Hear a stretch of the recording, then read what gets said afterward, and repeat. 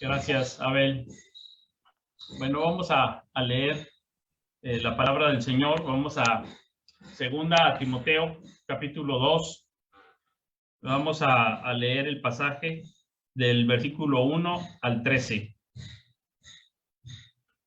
2 Timoteo, capítulo 2. Continuando con las predicaciones en Timoteo. Dice la palabra del Señor: tú pues, hijo mío, esfuérzate en la gracia que es en Cristo Jesús.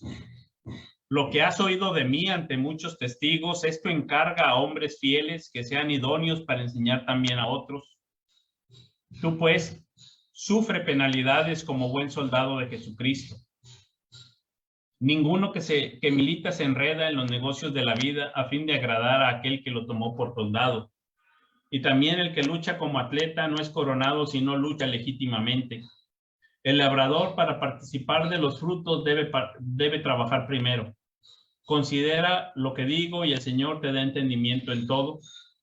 Acuérdate de Jesucristo, del linaje de David, resucitado de los muertos conforme a mi evangelio, en el cual sufro penalidades hasta prisiones a modo de malhechor, mas la palabra de Dios no está presa.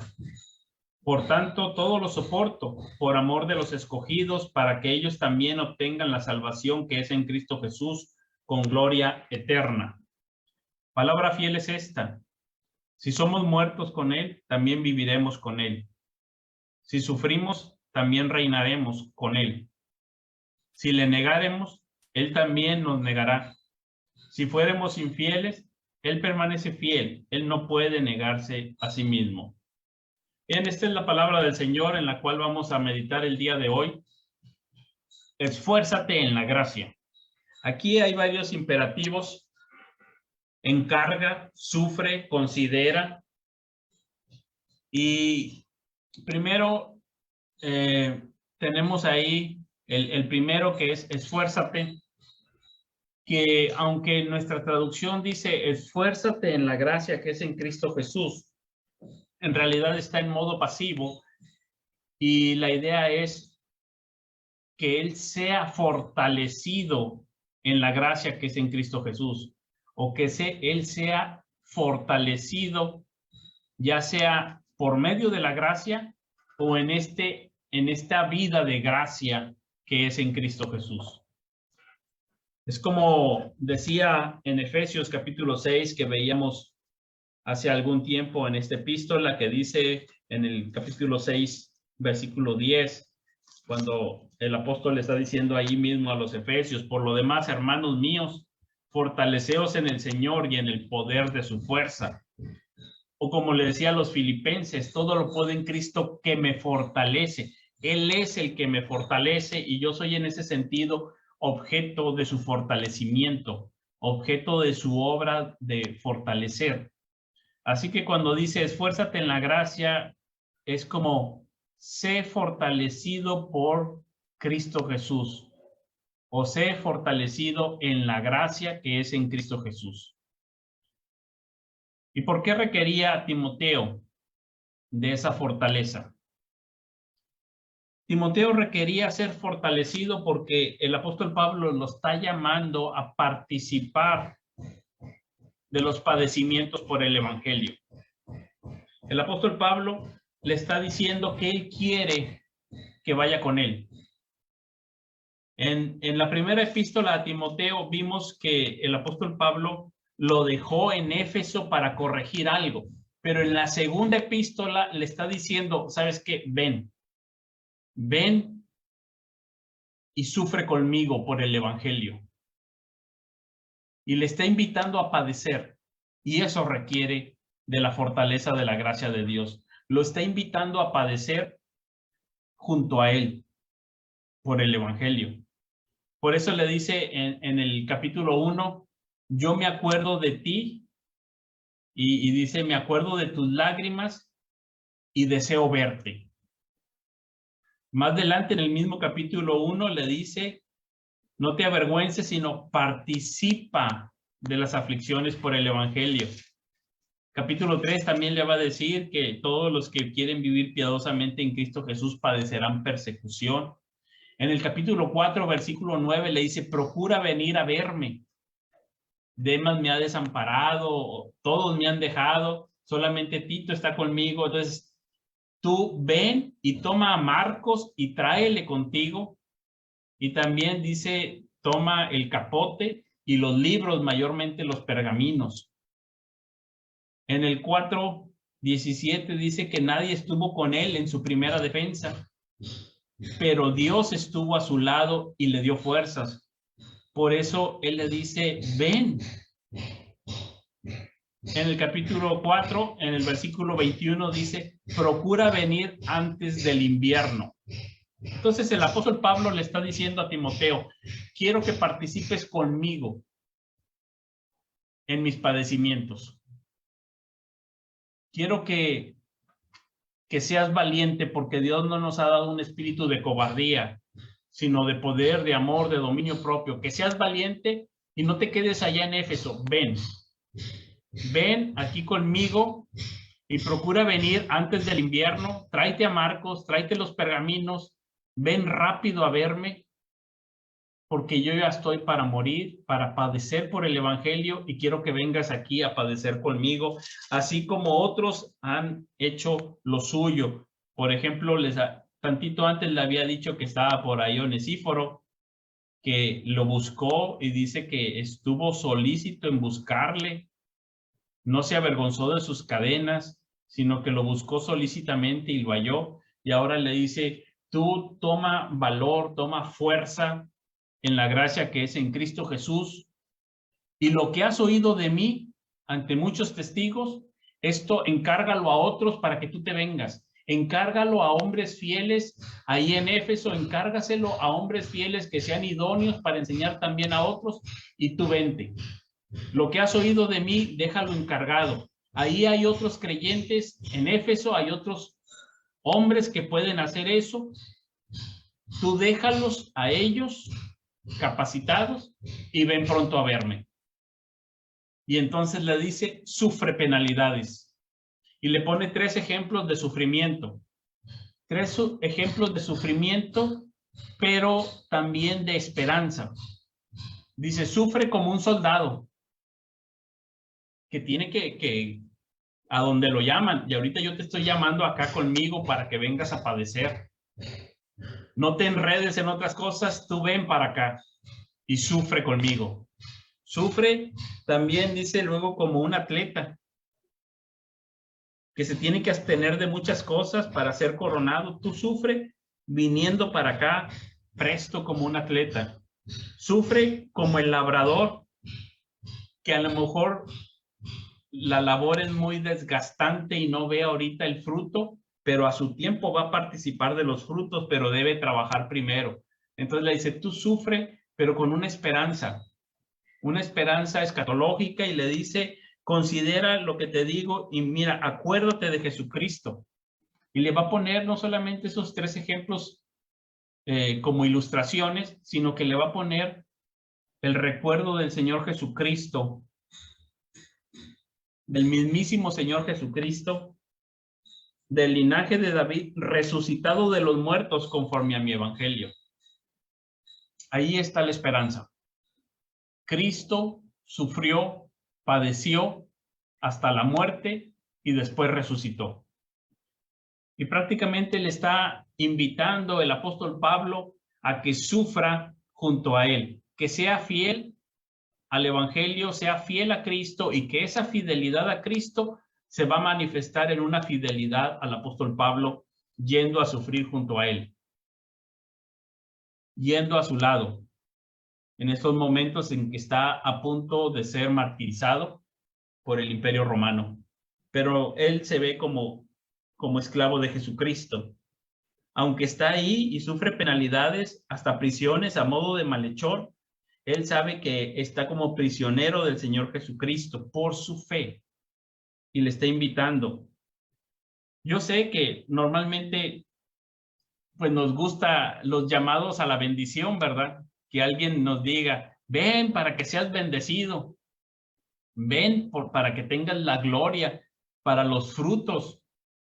Eso es normal, ¿verdad? Uno quiere ir cuando el nopal tiene tunas.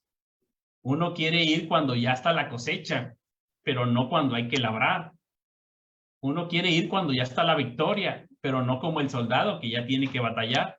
Uno quiere la medalla en un juego olímpico, pero no lo estricto y el sufrimiento de la dieta y los ejercicios y el entrenamiento previo. Uno quisiera tener la medalla sin sufrimiento, uno quisiera tener la victoria sin batalla y uno quisiera tener los frutos sin la siembra y el abrir brecha, ¿verdad? Siempre es bonito querer la bendición y muchas veces uno quiere la gloria de la resurrección sin la muerte. Y el apóstol Pablo le está diciendo, necesitas ser fortalecido por la gracia del Señor para sufrir por el evangelio, para sufrir por el evangelio que también dará bendición a la iglesia del Señor. Por tanto, dice, todo lo soporto por amor de los escogidos. Este sufrimiento trae finalmente bendición también, no solamente para su vida, sino para la iglesia del Señor, para los escogidos. Ellos van a ser bendecidos con ese sufrimiento, van a recibir esos frutos y van a tener el evangelio por el cual ellos pueden tener la salvación que es en Cristo Jesús con gloria eterna. Entonces, aunque en este pasaje muchas veces lo usamos para hablar del discipulado, para hablar de que uno debe de enseñar a otros que sean fieles para enseñar también a otros y que haya un evangelio que pase de generación en generación, aquí más bien parece ser por el contexto que el apóstol Pablo le está diciendo a Timoteo, deja lo que estás haciendo ahí, encárgalo a hombres fieles, que ellos sigan y tú ven. Y tú ven, es tu momento de venir a sufrir por el evangelio junto a mí. Ya ha sufrido y ya ha padecido, porque más adelante le va a decir en el capítulo 3 las cosas que habían sufrido. Y dice, tú has seguido mi doctrina, conducta, propósito, fe, longanimidad, amor, paciencia, persecuciones, padecimientos, como los que me sobrevinieron en Antioquía, en Iconio, en Listra, persecuciones que he sufrido y de todas me ha librado el Señor. O sea, Timoteo ya había pasado por muchas persecuciones al lado de Pablo. Ahorita estaba en otro tipo de trabajo. Recordemos que hay dos tipos de persecuciones para la iglesia o dos tipos de bestias que están luchando contra la iglesia, como nos muestra el Apocalipsis, una bestia del mar y otra de la tierra. Una tiene que ver con la violencia física que quiere que las personas apostaten de la fe y la otra tiene que ver con las falsas enseñanzas. Estas son las dos áreas de combate contra la iglesia, la persecución y la falsa enseñanza. A veces pensamos que ahorita la iglesia aquí en México no sufre persecución porque no está sufriendo con una bestia que persigue llevando a cabo violencia física. Pero sí hay persecución en el sentido de que hay falsas enseñanzas que igual buscan el mismo propósito, hacer que las personas apostaten de la fe, abandonen la fe, abandonen la doctrina, abandonen al Señor Jesucristo, que no sean fieles al Señor. Y aquí el apóstol Pablo le está llamando a Timoteo. Lo que has oído de mí es un contenido determinado, es algo particular. Lo que has oído de mí no es algo general, sino particular. Ese contenido es el buen depósito, ese es el evangelio. Dice, esto encarga a hombres fieles. Y dice, lo que has oído de mí delante de muchos testigos es un evangelio público, publicado, que es conocido, contrario a los engañadores que tienen un tipo, digámoslo así, evangelio encubierto, gnóstico, que solamente algunos iluminados conocen. Aquí no, aquí es un evangelio publicado. Tú lo puedes ver y en todas partes y lo puedes leer y es claro, no es algo oculto, no es algo gnóstico, no es algo esotérico, No es algo solamente para algunos iluminados que te van a ir descubriendo poco a poco. Es la claridad de la luz de la palabra de Dios. Así de claro, lo que has oído de mí delante de muchos testigos, esto encarga a hombres fieles que sean idóneos para enseñar también a otros. Esos hombres fieles que Dios pone en cada iglesia y que va desarrollando el discipulado en la iglesia cristiana para que vayamos todos a la madurez y de entre esas personas maduras muchos al liderazgo para que realicen esta labor. Toda iglesia debe estar constantemente desarrollando personas así, en medio del discipulado cristiano, personas que sean fieles a Dios, por lo tanto fieles a la doctrina, por lo tanto fieles a los compañeros de ministerio. Algunas personas quieren separar esto y dicen, no puedes ser fiel a la doctrina, hay que ser fiel a Dios porque Cristo es el que te salvó, la doctrina no te salva. Pero no es así, en la Biblia se unen y se dice, si eres fiel a Cristo, eres fiel a su doctrina y eres fiel a los compañeros de ministerio. Algunas personas se quieren desligar y decir, yo nada más soy fiel a Cristo, Él es mi Salvador, y desligarse de compañeros de ministerio o desligarse de la doctrina y decir, es que Cristo me salvó, yo soy fiel a Él. Pero aquí está diciendo que la fidelidad a Cristo implica fidelidad a la doctrina, implica fidelidad a los compañeros de ministerio, y estos hombres fieles son los que son idóneos para que se les encargue el trabajo cuando Timoteo se vaya a ver a Pablo. Pensemos aquí en la iglesia local, en ese desarrollo de fidelidad en medio del quehacer de la iglesia, y preguntémonos a nosotros mismos si yo estoy listo para recibir el cargo de enseñar a otros fielmente la palabra del Señor, si hubiera necesidad de que alguien saliera. Bueno, aquí Timoteo tiene que ver a esos hombres fieles ahí y estar listo para sufrir. Después de darle los ejemplos, le da la base teológica. La base teológica, en primer lugar, tiene que ver con Jesucristo. Le da la base teológica para llamarle a sufrir. Y le dice que tiene que sufrir siguiendo el camino de la cruz de Cristo. Y así como Cristo fue a morir y después resucitó, así también Él tiene que estar dispuesto. Cada día muero, decía el apóstol Pablo.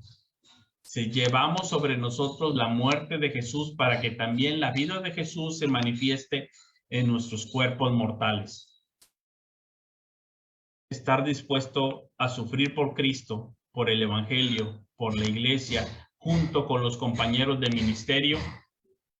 Estar dispuesto sabiendo que hay una esperanza escatológica. Dice Cristo, acuérdate de Jesucristo, del linaje de David. Es decir, eso que es del linaje de David es como para remarcar que Dios cumplió sus promesas con fidelidad al mandar a Jesucristo.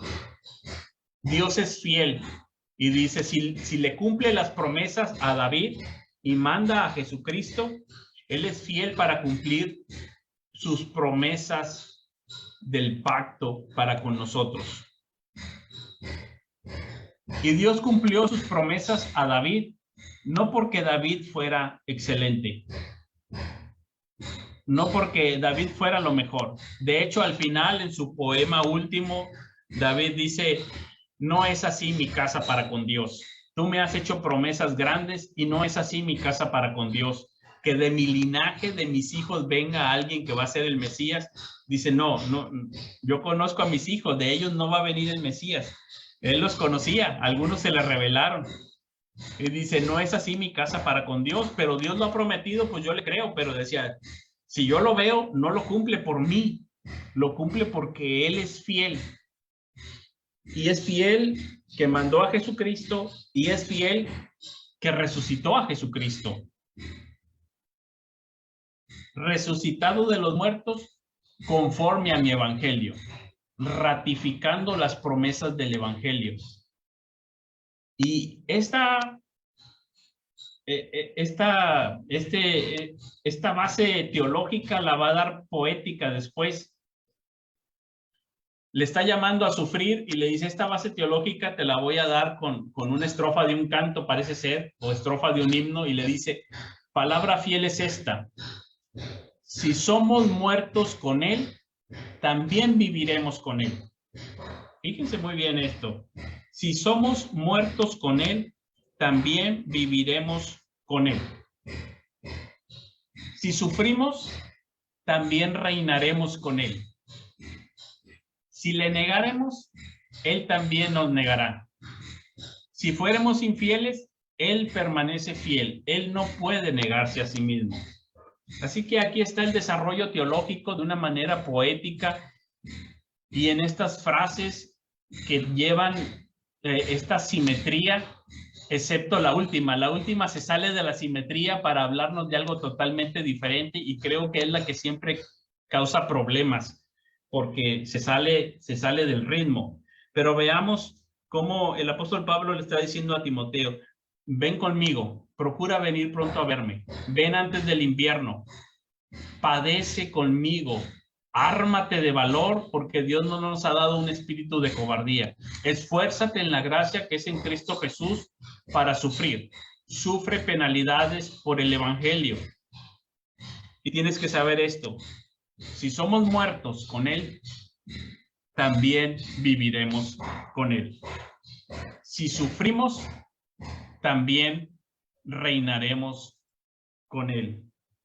Si le negáremos, él también nos negará. Hasta ahí parece muy claro el mensaje. Todos tienen una cláusula condicional y tienen una respuesta que lleva el adverbio también. Viene un verbo en futuro. Entonces dice, también viviremos, también reinaremos, también nos negará. Entonces tiene el también y el futuro. Pero la última, si fuéramos infieles, la respuesta no viene ni el también, ni viene en futuro. Viene un presente y dice, él permanece fiel. Esa es la sorpresa. Esa es la sorpresa con la que termina esa parte poética y está diciendo que él permanece fiel, así como fue fiel a la promesa a David, así como fue fiel al resucitar a nuestro Señor Jesucristo, conforme al Evangelio. Así también cuando sufrimos por él, dice, él permanece fiel. Algunos lo ven como una negativa que corresponde a la parte de si somos infieles, como diciendo, si somos infieles, entonces él permanece fiel para castigarnos, porque él es fiel, nos va a castigar. Y no parece ser que eso es lo que esté diciendo el pasaje. Hay una ausencia del verbo en futuro y del uso del adverbio también, unido al hecho de que en el Nuevo Testamento la fidelidad de Dios siempre juega a favor de su pueblo. Así que más bien pareciera no decir eso de que él nos va a castigar. Más bien parece ser que rompe con todo eso y más bien dice algo así como que nuestra infidelidad no neutraliza la fidelidad de Dios, o nuestra infidelidad es neutralizada por su gracia. Es decir, la salvación sigue siendo del Señor. Él no puede negarse a sí mismo. Dejaría de ser Dios. La salvación escatológica está en última instancia arraigada en el propio carácter de Dios. Así que le está asegurando en presente, sin el también, dice en el presente esto es inconfundible y como que rompe con la secuencia que llevaba, con el ritmo que llevaba las frases poéticas, rompe para decirle esto, ven Timoteo, esfuérzate en la gracia, aviva el fuego, sufre penalidades por el evangelio, ven y sufre junto a mí, que estoy a punto de ser sacrificado. Y el Señor seguirá siendo fiel. Hagas lo que hagas, Él es fiel y la salvación en última instancia está en sus manos. Y Él garantiza esa recompensa escatológica, no por tu sacrificio, no por tu sufrimiento. Él lo garantiza por su mismo nombre, por su mismo carácter, por su esencia. Él no puede negarse a sí mismo. Si va a haber alguna recompensa, no es porque tú seas un buen soldado, un buen labrador, un buen atleta. Es porque Él es fiel. Es porque Él es fiel a lo que ha prometido en Jesucristo. Así que le está llamando con un llamado fuerte, un llamado importante. Él quiere volverlo a ver al acordarse de sus lágrimas, pero lo quiere volver a ver ahí junto a él en la cárcel. Eso no es fácil. Eso no es sencillo. Sabemos que algunos hermanos han sido llamados así a padecer persecución, a padecer en lugares hostiles y que han dejado a veces la iglesia en manos de hombres fieles que sean idóneos para enseñar también a otros y que han enfrentado el martirio, han enfrentado la persecución por el evangelio siendo fieles al Señor. Pero también sabemos que no todos, pero ese llamado a Timoteo nos permite en alguna medida preguntarnos a nosotros mismos qué tan dispuestos estamos para sufrir por el evangelio. Yo sé que podemos estar dispuestos al evangelio siempre y cuando sea un evangelio cómodo, cuando es un evangelio sin muchas expectativas, sin muchas demandas, cuando es un evangelio sin discipulado, sin trabajar, sin esforzarse, sin tener que renunciar a cosas, sin tener que ahogarnos mucho en el tiempo, porque nosotros queremos tener nuestros límites y la vida religiosa tiene que tener como que su espacio y su límite, y decimos, la vida de religiosa es el domingo de 11 a 1 y se acabó. No quiero que me invada toda mi vida.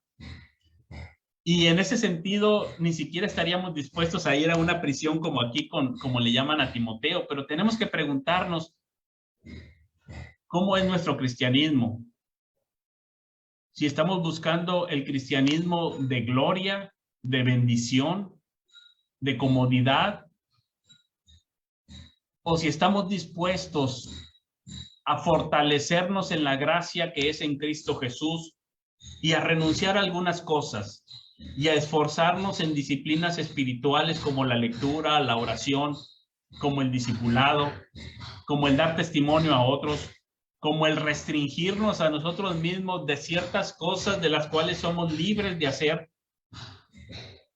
pero con tal de obtener algo mucho más grande y decir, yo esto lo renuncio por Cristo, porque Él es fiel.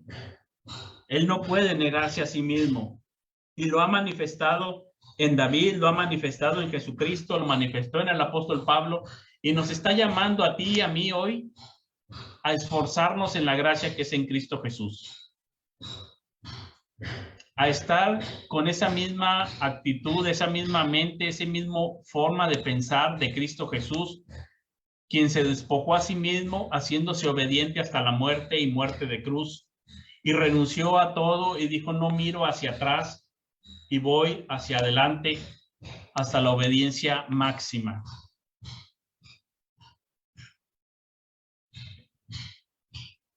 Lutero llamaba a esto los teólogos de gloria y los teólogos de la cruz. Los teólogos de la gloria solamente quieren la bendición, la gloria, sin pasar por el sufrimiento, sin experimentar esos momentos de abstinencia o como el soldado, ni ser como el labrador, sino solamente participar de los frutos. Pero el teólogo de la cruz, dice Lutero, es el que entonces primero ve la cruz de Cristo. Y es como dice el apóstol Pablo, cuando soy débil, entonces soy fuerte. Yo estoy debilitado y parece ser que soy pobre, pero ando enriqueciendo a muchos. y parece ser que estoy derribado, pero no destruido. Y parece ser que estoy de lo peor, pero al contrario, en cuanto más muerto parece que estoy, más vivo. Porque está yendo a un tipo de vida a través del sufrimiento, pero gracias a la fortaleza de Cristo. Por eso lo que se manifiesta en ese momento no es la grandeza del ser humano, su fortaleza, su poder, sino el poder de Dios. De tal manera que dice que el poder de Dios se magnifica en nuestra debilidad. Se hace manifiesto que no somos fuertes por nosotros mismos, sino que la fortaleza es de Dios. Así que el llamado que le está haciendo aquí Pablo a Timoteo de sufrir penalidades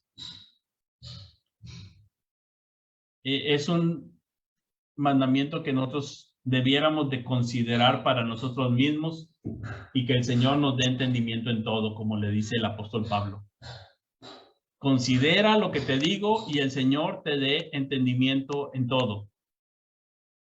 ¿Hay algo en lo que tienes que esforzarte en la gracia que es en Cristo Jesús? La pregunta ahora es para ti y para mí. No nos están llamando para que vayamos a una prisión a sufrir junto a alguien que está condenado a muerte por el Evangelio, pero sí se nos está llamando a sufrir por el Evangelio de Cristo, alguien que fue humillado, condenado a muerte en una cruz, pero que sin embargo resucitó al tercer día y ahora vive, ha ascendido a los cielos y reina.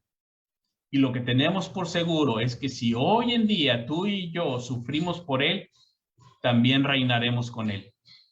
Eso es palabra fiel. Eso es seguro. Que si tú y yo hoy abandonamos, sufrimos, hacemos esfuerzos por el Evangelio, un día seremos recompensados con el Señor de gloria. Eso es seguro. Eso es seguro porque Dios es fiel y así Él lo ha prometido. Y todo aquel que haga algo, dice que sus obras en aquel día se van a probar.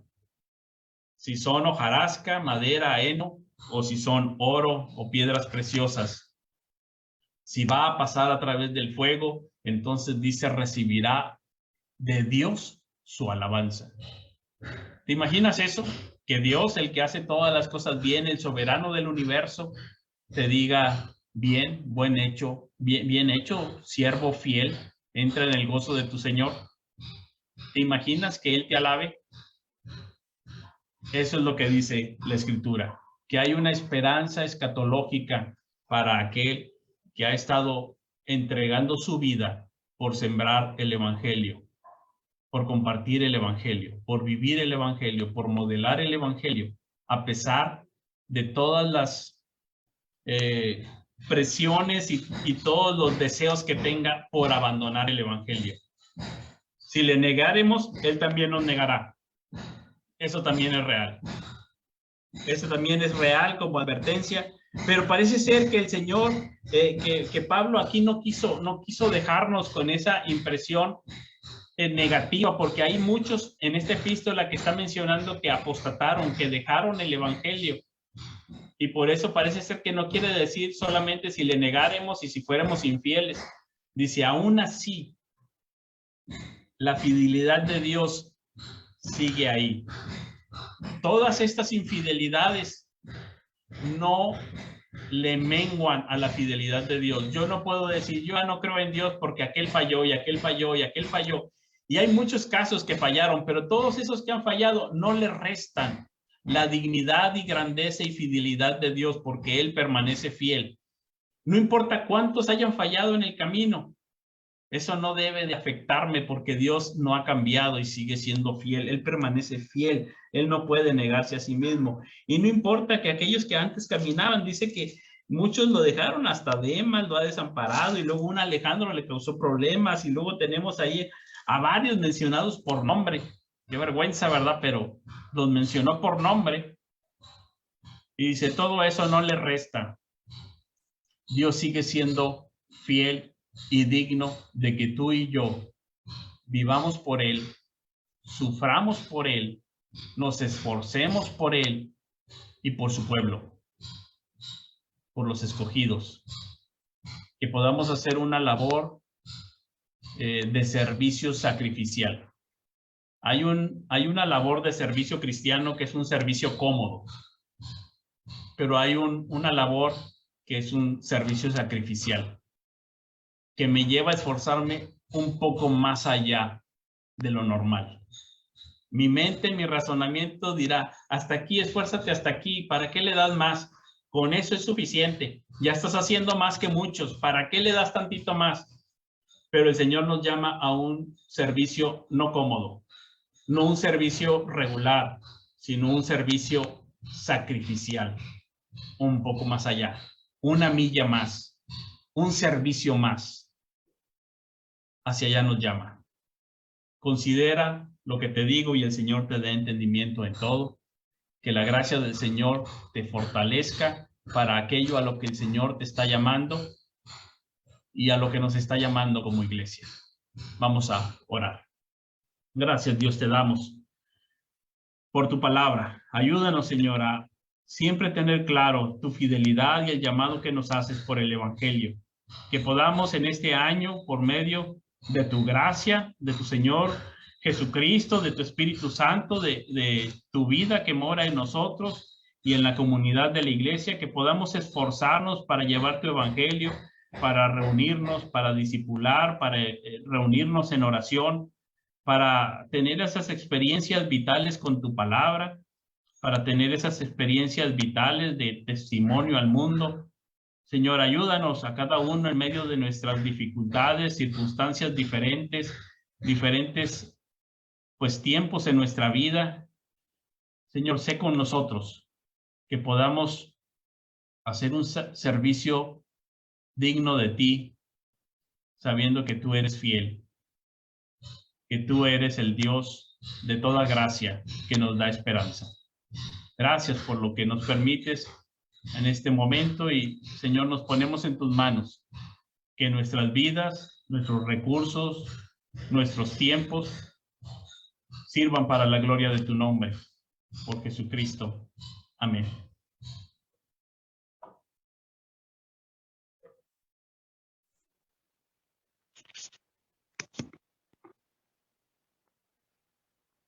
Gracias a Dios por su palabra que escuchamos hoy. Y pues despedimos a la transmisión de Facebook también para continuar con